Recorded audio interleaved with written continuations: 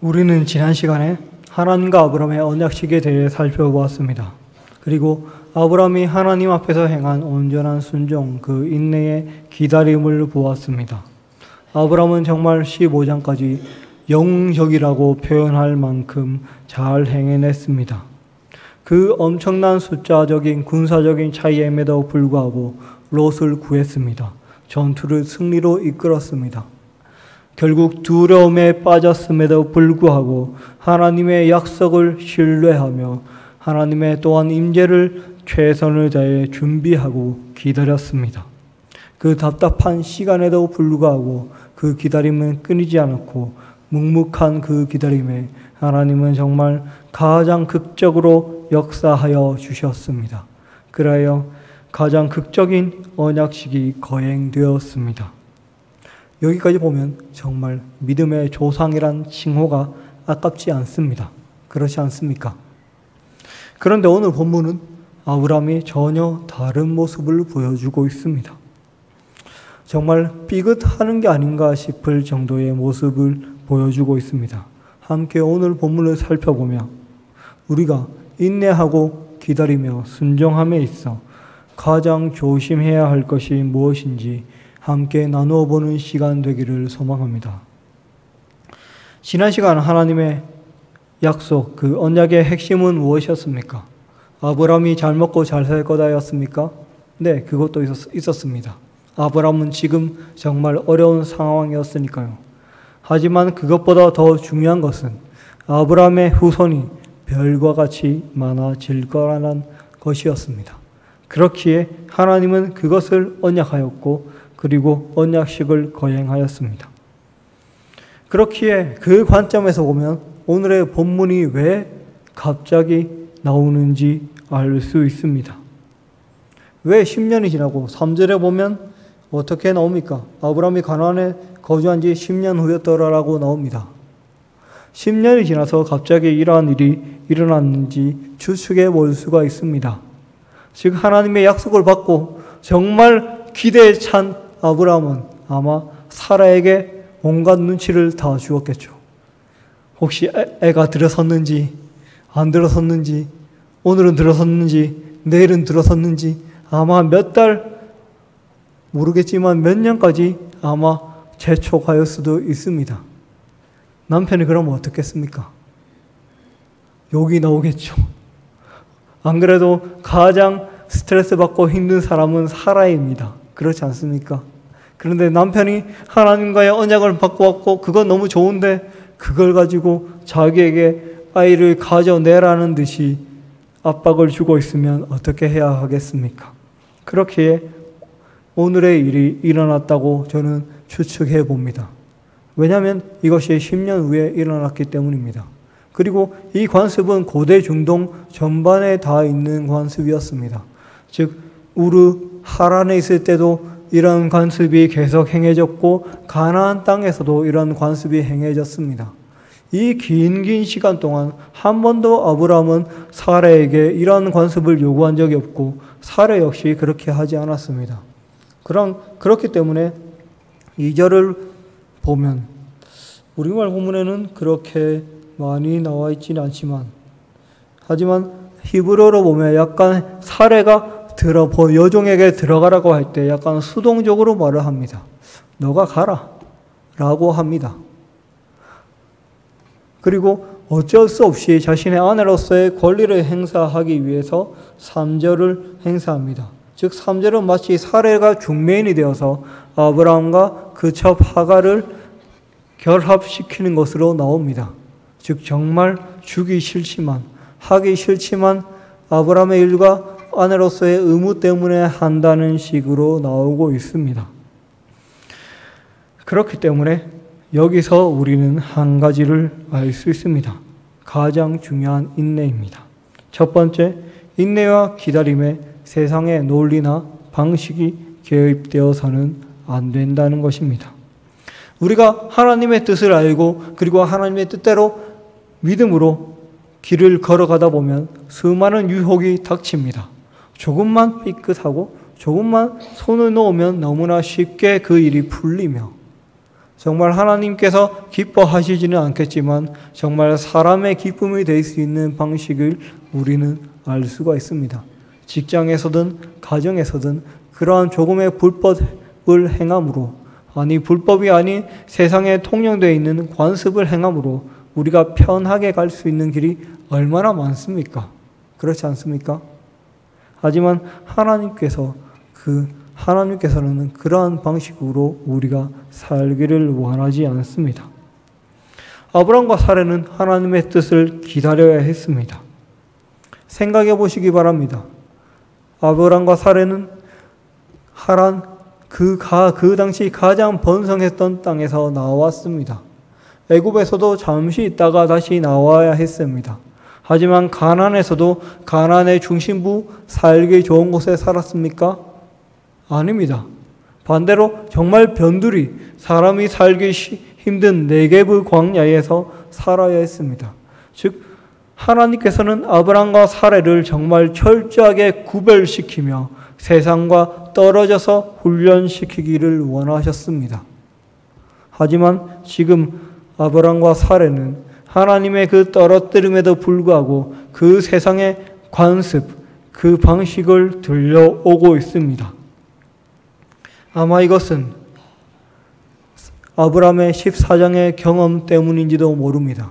왜냐하면 아브라함의 일생을 통틀어서 전쟁을 경험한 것은, 전투다운 전투를 경험한 것은 그것이 처음이자 마지막이기 때문입니다. 아브라함의 생애를 보면 아브라함이 나서서 전투를 벌인 일은 조카 롯을 구할 때 말고는 없습니다. 그렇기에 그런 죽음의 위기를 경험해 놓고 그 다음에 하나님의 약속을 경험한 아브라함은 조급해졌는지 모르겠습니다. 그렇기에 그의 인내와 기다림에 세상의 방식이 섞였습니다.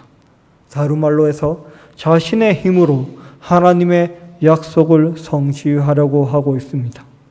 그 결과가 바로 오늘의 본문입니다. 그렇게 성경 기자는 여러 가지 부분에서 그들의 행동을 지적하고 있습니다. 먼저 사례를 소개할 때 나오고 있습니다. 1절과 3절에 성경 기자가 사례를 소개할 때 무엇을 붙이고 있습니까? 아브라함의 아내란 말을 꼭 붙이고 있습니다. 반대로 사례가 말을 하는 2절과 5절에서는 이런 호칭이 붙지 않습니다. 하지만 2절과 5절을 잘 살펴보면 자신의 요정을 자신의 남편에게 주어서 임신하게 하는 말들입니다. 그렇죠. 성경 기자는 이것을 통해서 사라에게 묻고 있는 것입니다. 너가 진짜 아브라함의 아내가 맞느냐? 언약을 받은 백성이 맞느냐라고 묻고 있는 것입니다. 그리고 아브라함을 보시기 바랍니다. 아브라함은 그 사라의 결정에 대해서 아무런 반문도 하지 않습니다.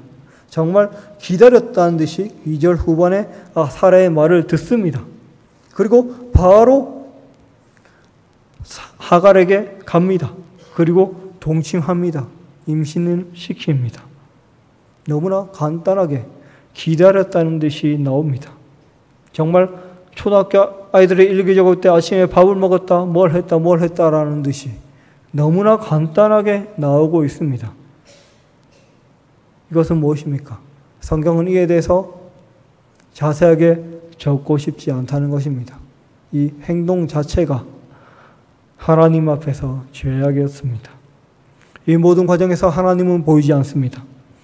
오히려 하나님의 방관하심이 보이고 있습니다. 아브라함에게 마치 그래 내 마음대로 한번 살아봐라 라고 하시는 것 같습니다. 그래서 아브라함이 원하는 대로 모두 다 이루어지고 있습니다. 그 결과는 무엇입니까? 바로 악을 불러일으키는 것입니다. 이것이 바로 우리가 분명히 알아야 할 두 번째입니다. 온전한 인내와 기다림이 없이 일어나는 모든 일들은 악을 불러올 따름입니다. 마치 이 본문에서 하나님은 아브라함이 그렇게 하기를 기다렸다는 듯이 아브라함의 편에 서서 아브라함이 하는 것을 모두 도와주고 있는 것 때문에 같이 보입니다. 하갈이 너무 쉽게 임신하기 때문입니다. 하지만 그 시작부터 과정과 결과까지 모두 다 악이었습니다. 한번 살펴보겠습니다. 앞서 말했던 것과 같이 그 시작은 무엇입니까? 바로 정말 구별되어서 하란, 즉 그 당시 최고의 문명에서 구별되었고 가나안에서조차 구별되었고 이집트에조차도 잠시만 있고 떠나와야 했던, 즉 하나님께서 일부러 구별시켰던 아브라함과 사레가 세상의 관습을 들여온 것입니다. 네, 세상의 관습을 들여왔습니다. 분명 하나님께서는 그들을 구별하기 원하셨고 그것을 위해서 네게브 광야까지 인도하셨습니다. 하지만 거기서 그들은 하나님의 약속을 이루기 위해서 세상의 방식을 끌어오고 있습니다. 악입니다. 죄악의 방식을 끌어오고 있습니다. 그것이 본문의 시작입니다. 그 과정은 어떻습니까? 이 과정의 악함이란 하갈의 모습을 보면 알 수 있습니다. 딱 깨놓고 말해서 오늘 본문을 잘 살펴보시기 바랍니다. 오늘 본문에서 아브라함이나 사레가 하갈의 이름을 부른 적이 있습니까? 없습니다. 철저하게 여종입니다. 아브라함은 하갈이 임신했음에도 불구하고 여종이라 칭합니다. 사레는 여종이라 칭합니다. 그리고 이 모든 과정 속에 하갈의 의지는 전혀 나타나 있지 않습니다. 철저하게 배제되어 있습니다. 한마디로 말해서 사람도 아니고 종도 아니고 오직 임신을 위한 도구입니다. 정말 하나님께서 기뻐하실까요? 아무리 그 당시에 신문제를 용인하였다 하더라도 그 만군의 하나님께서 이러한 모든 과정에서 한 사람의 의지가 말살된 것을 기뻐하실까요? 바로 이 모든 과정이 악이었습니다. 그렇기 때문에 하갈 역시 당연하게 악에 대응하였습니다. 자신의 임신함을 알았을 때 바로 자신의 눈으로 자신의 여주인 사레를 멸시하는 것으로 보답하였습니다. 악으로 시작했고 그 결과도 악이었고 지금 나타나고 있는 모든 과정 역시 악으로 점칠되어 있습니다. 창세기 12장 3절은 이렇게 말합니다. 너를 축복하는 자에게는 내가 복을 내리고 너를 저주하는 자에게는 내가 저주하리니 땅의 모든 족속이 너로 말미암아 또 복을 얻을 것이라 하시니라. 이 말씀이 지금 어디에 성취되고 있습니까? 정말 하나님의 사람이라 할 수 있습니까? 그 결과 역시 마찬가지입니다. 악입니다. 하갈은 자신의 여주인을 멸시합니다. 사레는 항의합니다. 그리고 아브라함은 어떻게 행합니까? 나는 모르는 일이다. 사레가 당신의 품에 안겨준 여종이라 했을 때 아브라함은 수중이라 나와 있죠. 손입니다. 당신의 손 안에 있는 여종이라고 대답합니다. 무슨 뜻입니까? 네 마음대로, 네 눈에 좋을 대로 행하라라고 말을 하고 있습니다. 정말 14장, 15장의 그 면모는 어디 가고 책임을 회피하는 비겁자 한 명만 있을 뿐입니다. 그리고 사레는 하갈을 학대하고 있습니다. 이건 무엇인지 아십니까? 함무라비 법전에 나오는 내용입니다. 함무라비 법전에 나온 내용인데 이것은 여주인이 여종을 임신을 위해서 남편에게 주었는데 여종이 자신의 임신함을 알고 여주인에게 교만하게 행하면 그 모든 특권, 누리던 것을 다 빼앗고 완전 종으로서 대하라라고 함무라비 법전에 나와 있습니다. 즉 세상의 법, 세상의 관습을 그대로 갖고 와서 사라는 그 관습 그대로 하갈을 핍박하고 있습니다.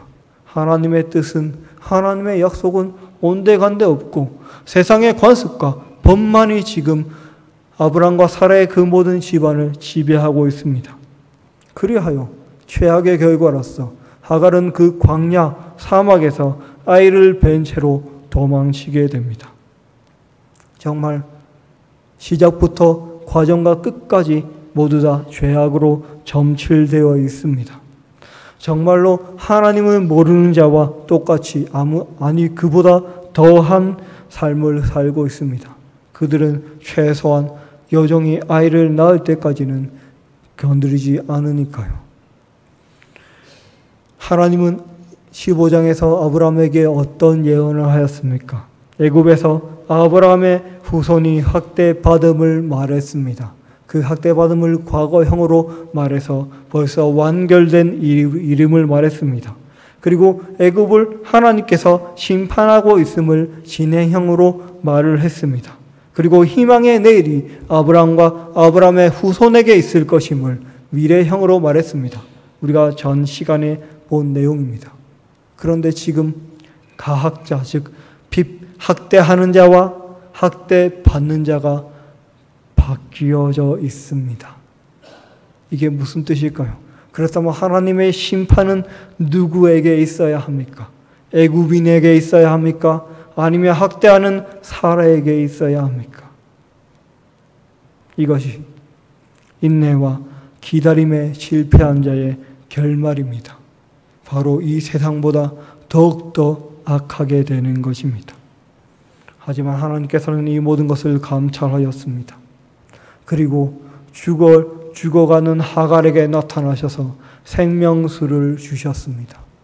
하갈의 생명을 살리셨고 구원하시는 하나님이 어떠함을 애굽인 하갈에게 알리셨습니다.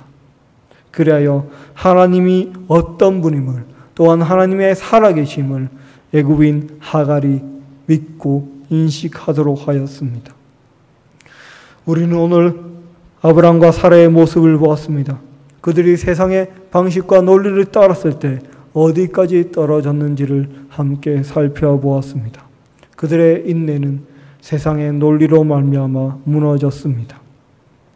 세상의 방식을 따를 때 해결 방법이 나옵니다.